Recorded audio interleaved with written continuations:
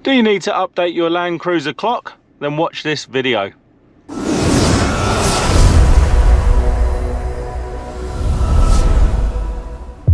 Hi there guys, welcome to another Ross Perry Productions video. In this video I'm sat in a 2023 Land Cruiser 300 series, and this is the GLX model. Now in this video I'm going to show you how to update both clocks, and by both clocks I mean the one on the central entertainment screen there and also the one on the dashboard just there. Now we're really lucky on this car because they are synchronized, and by synchronized I mean if you update it on one, it updates it on both clocks, which is really good. So we're going to use the central entertainment screen to update the clock, and it's really simple to do on this car. So we're going to just tap the menu button and then go to setup. Then you'll notice at the top of the setup on the left hand side says general, and then you've got clock at the top there.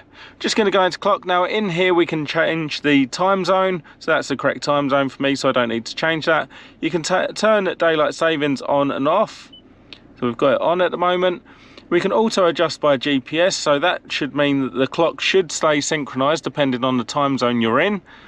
And then we can change from a 12-hour to 24-hour time clock there as well, and you'll just see it change there to show you how it would look.